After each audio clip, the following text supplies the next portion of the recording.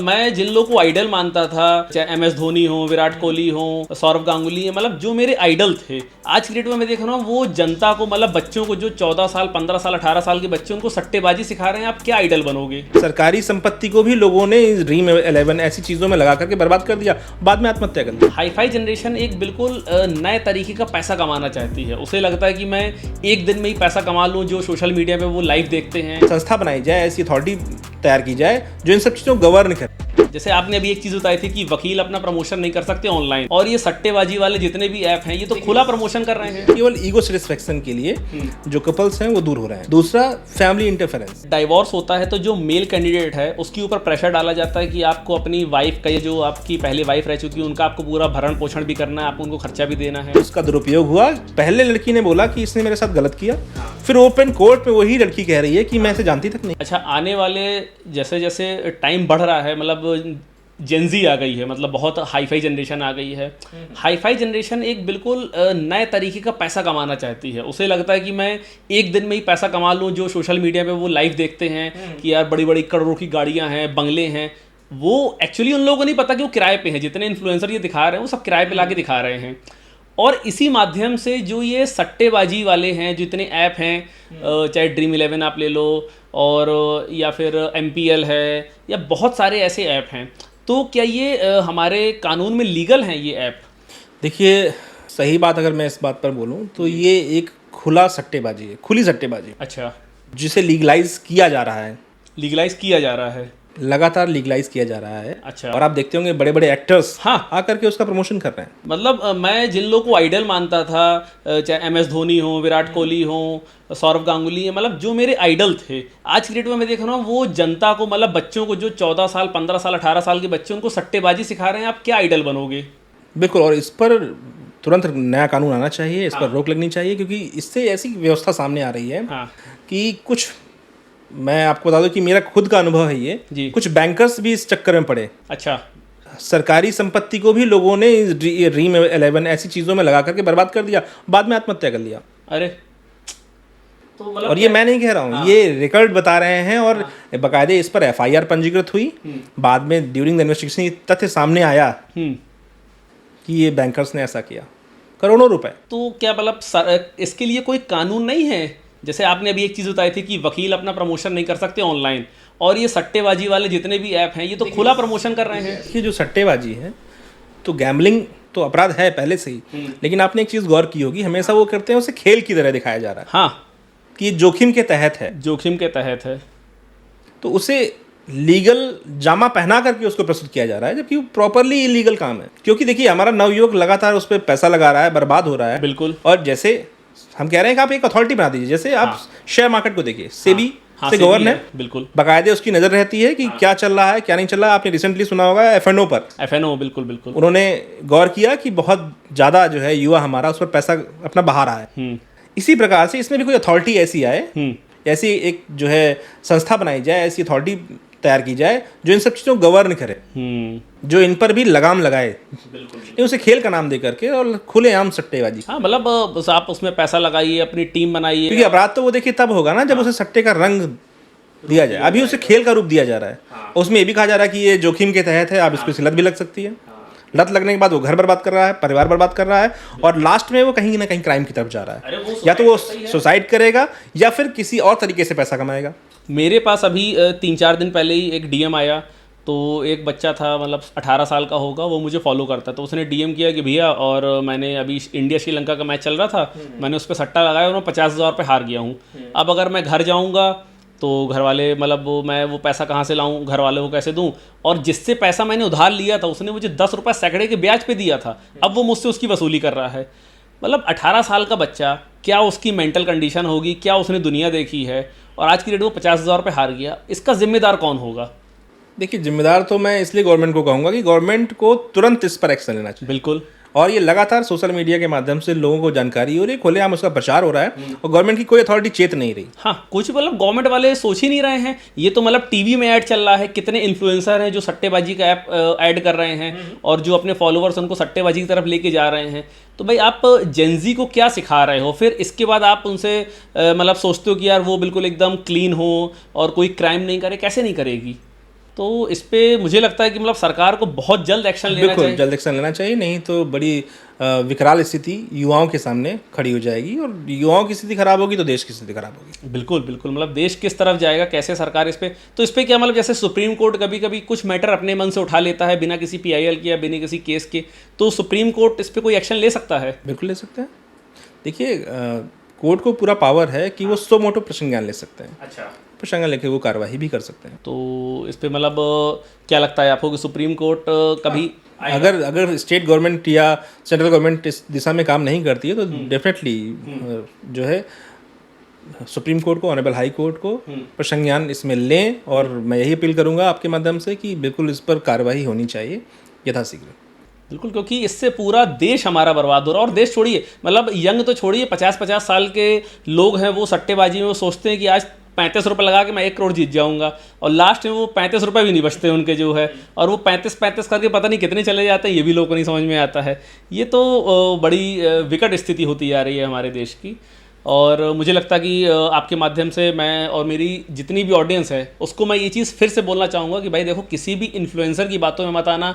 जितने भी लोग, मतलब मैं पर्सनली जितने भी क्रिकेटर्स हैं, जो बड़े बड़े क्रिकेटर्स हैं, जो फॉलो करता, जिनको मैं फॉलो करता था, अपना आइडल मानता था, और जब से उन्होंने ये चीज़ शुरू की है कि भाई आप मतलब Dream11 पे टीम बना लो, MPL पे टीम बना लो, पता नहीं कितने सारे ऐप आ गए हैं, और तब से वो मेरी नज़रों में गिर गए हैं। मतलब मैं क्या बताऊं कि मुझे इतना दुख होता है कि भाई आपके पास कोई पैसे की कमी नहीं है, लेकिन आप कुछ करोड़ के लिए, मतलब मुझे नहीं लगता कि अगर एक कोई इंडियन टीम का कैप्टन रहा है क्रिकेट टीम का, तो उसके लिए करोड़ कोई शब्द है। इतना पैसा सरकार आपको देती है, लेकिन कुछ पैसे के लिए आप फिर भी ऐसी चीज़ें कर रहे थे, तो बड़ा गलत है। चलिए, थोड़ा सा, ये तो बड़ी हम लोगों ने कोर्ट की, लॉ की बातें कर ली, थोड़ा सा आपकी पर्सनल पे आते हैं जी। मैंने सुना कि आपने लव मैरिज की थी। जी जी। अच्छा, तो मतलब ये कैसे शुरू हुआ? हम दोनों साथ में ही पढ़ते थे। अच्छा, कहाँ पर? बुंदेलखंड विश्वविद्यालय में। अच्छा, दोनों ने साथ में ही लॉ किया, साथ में LLM भी किया। अच्छा, मैंने क्रिमिनल लॉ से किया और मेरी वाइफ ने जो है वो कॉन्स्टिट्यूशनल लॉ से किया। जी।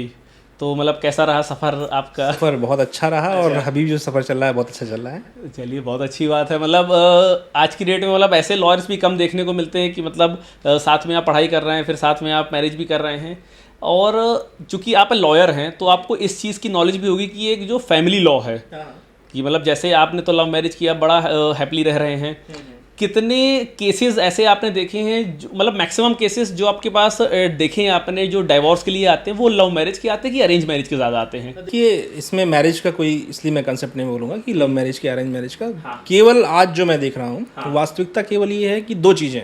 हाँ। एक तो ईगो प्रॉब्लम। अच्छा, केवल ईगो सेटिस्फेक्शन के लिए जो कपल्स हैं वो दूर हो रहे हैं। दूसरा, फैमिली इंटरफेरेंस। अच्छा, यानी दोनों ही पक्षकारों के फैमिली का इंटरफेयर, दोनों की अगर शादीशुदा जिंदगी में दखल हो रहा है तो कहीं ना कहीं ये भी बड़ा कारण है। अच्छा, साथ ही साथ एक कारण और सामने आ रहा है कि जो है एक्स्ट्रा मैरिटल अफेयर, ये चीज़ें। इसके अलावा और कोई कारण नहीं है। मैं आपको बता दूं कि कोई अन्य कारण नहीं होता है। पति पत्नी के बीच में अगर कोई नहीं आए तो ऐसी स्थिति नहीं पैदा होगी। और जिस तरह से मैं देख रहा हूँ समाज को, जिस तरह से मैं वर्तमान स्थिति को, आने वाले मुकदमों को देख रहा हूँ, तो ये बड़ी चिंताजनक बात है हमारे समाज के लिए। क्योंकि देखिए 1955, आई थिंक, हाँ 1955 में हिंदू मैरिज एक्ट बना। उससे पहले हमारे यहाँ तलाक का कंसेप्ट नहीं था, हिंदू मैथोलॉजी। अच्छा, मतलब 1955 के पहले आप इंडिया में तलाक नहीं ले सकते? तलाक का कोई कंसेप्ट ही नहीं है। अच्छा, पर जब कंसेप्ट आया, जब उसका विनियमीकरण किया गया या उस पर कोई कानून बना, तो लोगों के अंदर जागरूकता आई, उसमें यूजेस भी हुए और मिस यूजेस भी हुए। हाँ, बहुत हुए। ठीक है, तो कभी कभी क्या होता है कि जब हम अपने दायित्व भूल जाते हैं, अपने अधिकारों की ही बात करते हैं, तो फिर वहाँ कन्फ्लिक्शन पैदा होता है। अच्छा, तो कानून में कुछ ऐसा भी है कि जैसे मतलब मेल और फीमेल 2 लोग हैं, तो अगर डाइवोर्स होता है तो जो मेल कैंडिडेट है उसके ऊपर प्रेशर डाला जाता है कि आपको अपनी वाइफ का, या जो आपकी पहले वाइफ रह चुकी है उनका आपको पूरा भरण पोषण भी करना है, आपको उनको खर्चा भी देना है। हाँ हाँ। तो अगर वो सिर्फ ऐसे केसेस में है कि वो वर्किंग नहीं है, या फिर अगर वर्किंग है तो भी देना है? देखिए, उसमें ऐसा है, इसमें कई जजमेंट्स हैं ऑनरेबल सुप्रीम कोर्ट के कि अगर वो वर्किंग है तो भी ये हस्बैंड की लायबिलिटी है कि उसको कंपनसेट करे, लेकिन कुछ शर्तें भी हैं। देखिए, हम केवल एक पक्ष देखते हैं, चूंकि अगर आप बिना किसी उचित कारण के हस्बैंड से अलग रह रही हैं, बिना किसी उचित कारण के, तो आप किसी भी प्रकार के भरण पोषण की अधिकारिणी नहीं है। उसमें कई क्लॉज भी दिए गए हैं कि अगर इन चीज़ों को पूरा करती है तभी उसको हस्बैंड से अधिकार है कि वो भरण पोषण ले। तो ऐसे केसेस में तो महिलाएं इसका फ़ायदा भी उठाती हैं। हाँ, उठाती हैं, डेफिनेटली उठाती कि भाई अगर कोई बहुत अमीर आदमी है, आपने उसके साथ अफेयर किया, आपने शादी की और फिर आप उससे डाइवोर्स लेकर उसकी आधी प्रॉपर्टी ले जाती हैं। बिल्कुल। देखिए, मैंने ये बताया ना कि मिसयूज ऑफ लॉ हमारे देश में ज़्यादा है। अगर आप एक चीज़ मैं आपको बता रहा हूँ उदाहरण के तौर पर, कि जब हमारे देश में 2013 में दिल्ली वाला कांड हुआ, हाँ, दिल्ली कांड के नाम से मुझे लगता है कि हर कोई जानता होगा उस मैटर को। उसके बाद तुरंत अमेंडमेंट्स आए, संशोधन हुए कानून में, लेकिन उसके बाद मुकदमों में कमी नहीं आई, मुकदमे और बढ़ गए, मुकदमे बढ़ गए, है ना। तो ऑन पेपर मुकदमे बढ़े, वास्तविकता मैं ये नहीं कह रहा हूँ कि मुकदमे हुए नहीं या क्राइम नहीं हुआ, लेकिन कहीं ना कहीं उसका दुरुपयोग भी हुआ। अच्छा। और उसका डेटा अगर मैं सिर्फ अपने पास चलने वाले मुकदमों से देखूं, तो उसका डेटा मेरे पास सेफ है। उस डेटे के हिसाब से मैं बोल सकता हूं खुले मन से भी कि उसका दुरुपयोग हुआ। पहले लड़की ने बोला कि इसने मेरे साथ गलत किया, फिर ओपन कोर्ट में वही लड़की कह रही है कि मैं इसे जानती तक नहीं। अच्छा। यानी उस व्यक्ति ने या उस लड़के ने जो जेल में संघर्ष किया, जेल गया वो, इसके बाद 6 महीने बाद कोर्ट में वो बदल गई। उसकी जो 6 महीने चले गए जिंदगी के, जो बहुमूल्य प्रीशियस टाइम चला गया, उसकी देनदारी किसकी बनती? और उसकी रेपुटेशन चली गई, सब चला गया, उसका एक पुरुष का सब कुछ चला गया, सब कुछ चला गया।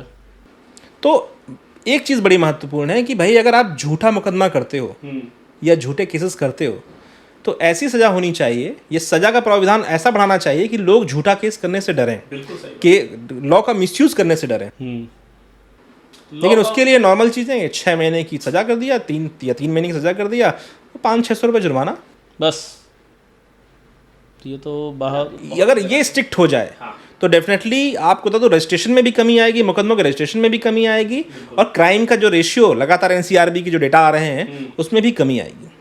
हाँ, मतलब ऐसा भी, अच्छा एक ऐसा भी मैंने सुना था कि सपोज करिए कि अगर आपकी कोई गर्लफ्रेंड है और आप अगर दोनों लोग अपने मन से, कहते हैं ना, एक अगर दोनों लोग की सहमति और आप सेक्स करते हो, लेकिन उसके बाद भी अगर लड़की कोर्ट में ये बोल दे कि इसने मेरे साथ ज़बरदस्ती सेक्स किया है, तो वो रेप की कैटेगरी में माना जाएगा जी। तो इसका कोई ऐसा प्रावधान नहीं है, कुछ ऐसा इसका तरीका नहीं है कि ये चीज़ पता लगाई जा सके? देखिए, ऐसा है कि इसमें जो हमारा लॉ है उसमें लड़की के बयान को बड़ा महत्व दिया गया है, ठीक है, कि कोई भी महिला अपनी डिग्निटी को भंग नहीं करेगी। बिल्कुल। लेकिन मैं जैसे आपको उदाहरण बता रहा हूँ कि ऐसे भी उदाहरण हैं, ऐसे भी केसेस हैं कि एक घर की ही 2-3 महिलाओं ने मुकदमे किए, इसके बाद जो कंपनसेशन मिलता है स्टेट गवर्नमेंट की तरफ से वो लिया, बाद में वो मुकदमे जजमेंट्स में छूट गए। अच्छा, ठीक है।